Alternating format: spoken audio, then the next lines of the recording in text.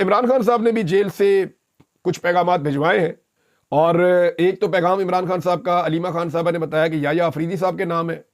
اور یہ پیغام میں وہ یہ کہہ رہے ہیں کہ یحییٰ آفریدی صاحب فیصلہ کریں کہ وہ ڈکٹیٹر کے ساتھ کھڑے ہیں یا پاکستان کے عوام کے ساتھ کھڑے ہیں، وہ انسانیت، جمہوریت اور رول آف لا کے ساتھ کھڑے ہیں یا پھر ڈکٹیٹر کے ساتھ کھڑے ہیں۔ تو یہ عمران خان صاحب نے ایک پیغام بھجوایا۔ ایک اور عمران خان صاحب نے مطالبہ بھی کیا، جو ان کے وکیل نے بتایا کہ اداروں کو چاہیے کہ وہ سروے کروائیں اور وہ یہ دیکھیں کہ عوام کس طرف کھڑی ہے اور عوام کیا چاہتی ہے۔ دیکھیں، سروے تو 8 فروری 2024 کو ہی ہو گیا تھا۔ پاکستان کے تمام ادارے اچھی طرح جانتے ہیں کہ پاکستان کی عوام کیا چاہتی ہے، لیکن وہ یہ بھی اچھی طرح جانتے ہیں کہ وہ جو عوام چاہتی ہے اس میں ان کا فائدہ نہیں ہے، ان کا نفع نہیں ہے۔ وہ اپنے ذاتی فائدے اور مفاد کے لیے ملک اور عوام کی خواہش کو سائڈ پر رکھ کے وہ کچھ کر رہے ہیں جو انہیں کبھی نہیں کرنا چاہیے، جس کی اجازت انہیں آئین اور قانون نہیں دیتا۔ لیکن آپ دیکھیں نا، آئینی ترمیم میں بھی پاکستان کی ایجنسیوں نے ایم این ایز کو، ان کے خاندانوں کو اٹھایا، اغوا کیا، اسمبلی کے اوپر دھاوا بولا، پارلیمنٹ لاجز کے اندر گھس گئے، وہاں جا کے ایم این ایز کو مارا کٹا، یہاں سے گرفتاریاں کی۔ یہ سارے کام پاکستان کی انٹیلیجنس ایجنسیز نے کیے، اور وہ اس لیے کیے کہ وہ ایک متنازع آئینی ترمیم لا کر اپنے فائدے کرنا چاہتے تھے اور پوری عدلیہ کو یرغمال بنا کر کنٹرول کرنا چاہتے تھے، اور وہ یہ کام کر رہے ہیں۔ عمران خان صاحب نے جو خط لکھا تھا آرمی چیف کو، ایک پہلے لکھا تھا، اس کی انٹینسٹی ذرا لو تھی، پھر ایک اور خط لکھا جو ذرا ہائی پوٹینسی کا تھا، اور اب عمران خان صاحب آرمی چیف کو ایک اور خط لکھنے جا رہے ہیں۔ عمران خان صاحب کی جو چارج شیٹ ہے وہ لمبی ہوتی چلی جا رہی ہے آرمی چیف کے بارے میں، یا آرمی چیف کو لکھے جانے والے خطوط کے اندر۔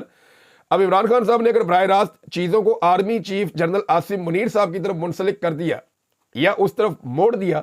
تو مشکل بڑی بڑھ جائے گی، اور عالمی سطح پر ایک دباؤ بڑھتا چلا جائے گا، کیونکہ یہ ساری چیزیں جو عمران خان صاحب لکھتے ہیں یا بولتے ہیں یہ پوری دنیا میں رپورٹ ہوتی ہے۔ یہ ایسا نہیں ہوتا کہ صرف پاکستان کے اندر رپورٹ ہو رہی ہیں۔ تو عمران خان صاحب ایک خط اور لکھنے جا رہے ہیں، اور عمران خان صاحب نے پچھلے اپنے خط کے اندر یہ کہا تھا کہ آرمی چیف جو ہے وہ سروے کروا کر دیکھ لیں۔ تو پھر میں نے ایک سروے کروایا تھا، یہ سروے میرے پاس موجود ہے، بلکہ میں نے اس کی رپورٹ بھی شیئر کی ہے سوشل میڈیا پہ، اور یہ ہم نے ایکس کے اوپر سروے کروایا تھا تاکہ پتہ چلے کہ عمران خان صاحب نے آرمی چیف کو جو خط لکھا اس کے اوپر لوگوں کی رائے کیا ہے۔ تو جناب یہ ہے وہ سروے۔ میں نے سوال پوچھا تھا کہ عمران خان نے آرمی چیف کو خط میں جو 6 نکات لکھے، کیا آپ ان سے اتفاق کرتے ہیں؟ تو اس میں ایک آپشن تھا ہاں کا اور ایک آپشن تھا نہیں کا، کہ اتفاق کرتے ہیں تو ہاں پہ کلک کریں، اتفاق نہیں کرتے تو نہیں کے اوپر کلک کریں۔ تو اس میں 18,000 سے زیادہ لوگوں نے ووٹ ڈالے، اور یہ چند گھنٹے کا پول تھا، میں نے لمبا پول بھی نہیں کروایا کہ زیادہ لوگ ووٹ ڈالیں، لیکن یہ 18,000 ووٹ بھی بہت بڑی تعداد میں ووٹ ہے، آپ کو آئیڈیا ہو جاتا ہے کہ لوگ کیا چاہتے ہیں۔ تو یہاں پہ جو رزلٹ آیا وہ یہ ہے کہ 95% لوگ کہتے ہیں کہ عمران خان نے آرمی چیف کو جو خط لکھا اس کے اندر جو 6 نکات لکھے ہم ان سے اتفاق کرتے ہیں، ہاں ہم ان سے اتفاق کرتے ہیں۔ 95% لوگ یہ کہہ رہے ہیں، 95%، اور 5% لوگ صرف یہ کہہ رہے ہیں کہ عمران خان نے آرمی چیف کو جو خط لکھا اس کے اندر جو 6 نکات تھے ہم ان سے اتفاق نہیں کرتے۔ عمران خان صاحب نے 90% کا دعویٰ کیا تھا، لیکن یہاں پہ پاکستان کے عوام نے بتایا کہ نہیں، 95% لوگ عمران خان کے ساتھ اس معاملے میں کھڑے ہیں۔ ناظرین، ڈونلڈ ٹرمپ نے امریکہ میں ایک کارروائی کی ہے، اور یہ کارروائی اب بڑھتی جائے گی، کیونکہ امریکہ نے اب ڈیپ سٹیٹ سے نکلنا ہے۔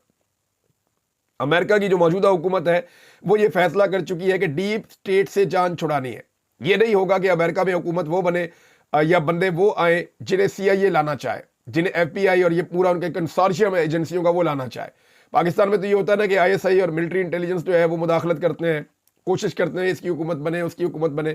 یہاں پہ یہ کوشش کرتے ہیں۔ وہاں پہ امریکہ میں بھی ایسے ہی ہوتا تھا، تو امریکہ نے تو کنٹرول کر لیا کافی حد تک۔ اب ڈونلڈ ٹرمپ پہلے امریکی صدر ہیں جو پہلے تعلیم کے معاملے پہ پورا ایک آڈٹ کروانے جا رہے ہیں اور اخراجات اور فنڈنگ کی تحقیقات کروانے جا رہے ہیں، اور اس کے بعد ایلن مسک کے ذریعے سے، کیونکہ ایلن مسک نے یہ کرنا ہے، جو ایکس کا مالک بھی ہے اور اسٹار لنک کا بھی مالک ہے، ٹیسلا بھی اس کی ہے پوری کمپنی۔ تو اب ایلن مسک کے بارے میں ڈونلڈ ٹرمپ نے یہ دعویٰ کیا کہ امریکی افواج کے یا اس کی جو امریکی ایجنسیاں ہیں ان کے اخراجات اور ان کی فنڈنگ کی بھی تحقیقات کروائیں گے، اور ڈونلڈ ٹرمپ کے مطابق ایلن مسک سینکڑوں ارب ڈالرز کا پردہ فاش کرنے جا رہا ہے۔ یہ ہونے جا رہا ہے جی امریکہ میں۔ امریکہ اگر یہ کر سکتا ہے تو پاکستان بھی کر سکتا ہے، اور پاکستان کی بقا بھی اسی میں ہے کہ پاکستان جو اضافی اخراجات ہیں ان کو بند کرے اور جو اضافی ایکٹیویٹیز ہیں ان کو بھی بند کرے۔ دیکھیں نا کس طرح عدلیہ پہ قابو کیا گیا ہے، لیکن یہ ہونا نہیں ہے۔ دیکھیں یہ چیزیں نیچرل نہیں ہیں، یہ ایسے چلے گا نہیں. آپ کتنا چلا لیں گے, اس کو گھسیٹ لیں گے تھوڑا سا. ایکچولی یہ ایک مارشل لا کا ٹائپ ہے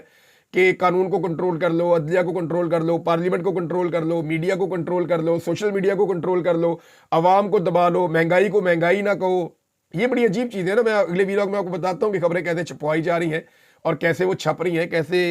اشتہار لگائے جا رہے ہیں, لیکن حقیقت کیا ہے وہ میں آپ کے سامنے اگلے ویلاگ میں رکھ دوں گا. لیکن جو کنٹرولڈ نظام ہوتا ہے نا,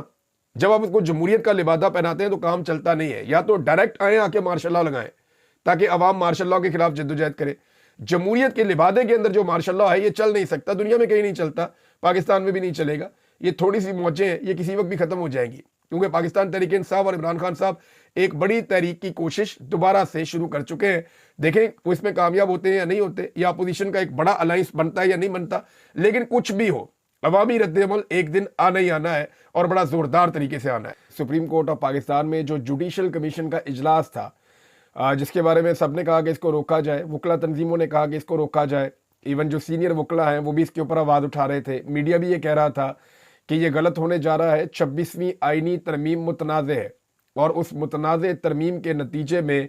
پاکستان کی تمام ہائی کورٹس کے اندر من پسند ججز لائے جا رہے ہیں اور سپریم کورٹ آف پاکستان میں بھی من پسند ججز پہنچائے گئے ہیں. 2 سینئر ترین ججز جو ہیں سپریم کورٹ آف پاکستان کے, جسٹس منصور علی شاہ صاحب اور جسٹس منیب اختر صاحب, یہ دونوں چیف جسٹس سے بھی سینئر ہیں, کیونکہ چیف جسٹس تیسرے نمبر پہ تھے. 26ویں آئینی ترمیم کے نتیجے میں ان کو لا کر چیف جسٹس لگا دیا گیا. اب ان دونوں نے بھی منع کیا تھا کہ جوڈیشل کمیشن کا اجلاس نہ بلایا جائے, لیکن اس کے باوجود جسٹس یحییٰ آفریدی نے کسی کی بات نہیں سنی اور جوڈیشل کمیشن کا اجلاس بلایا گیا. حامد خان صاحب نے تو یہاں تک کہہ دیا کہ چیف جسٹس کو کوئی شرم نہیں ہے, یہ اپنے سینئر ججوں کی بجائے حکومت اور اسٹیبلشمنٹ کی بات سن رہا ہے. اور اسلام آباد ہائی کورٹ کے حوالے سے انہوں نے کہا کہ ڈوگر کورٹ بنائی جا رہی ہے اور یہ ججز زیادہ عرصہ نہیں رہ سکتے, انہیں یہ لگتا ہے. لیکن ان ججز کو اب نکالا کیسے جائے گا, یہ بڑا سوال پیدا ہو گیا نا. دیکھیں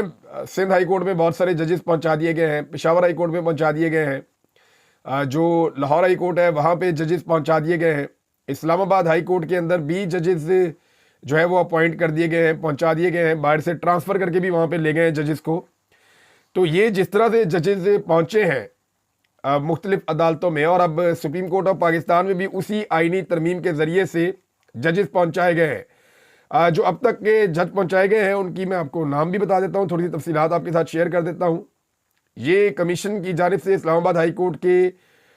جسٹس میاں گل حسن اورنگزیب کی سپریم کورٹ کے قائم مقام جج کے طور پہ تعیناتی کی منظوری دی گئی, اور جسٹس منصور علی شاہ اور جسٹس منیب اختر نے اجلاس کا بائیکاٹ کیا. اچھا جی, اس کے اندر ہوا یہ ہے کہ 6 ججز ابھی پہنچ گئے ہیں, 2 ججز جو ہیں وہ مزید پہنچائے جائیں گے سپریم کورٹ آف پاکستان میں. اب چیف جسٹس کو سب نے منع کیا, لیکن اس کے باوجود انہوں نے جو ہے وہ جوڈیشل کمیشن کا اجلاس بلا لیا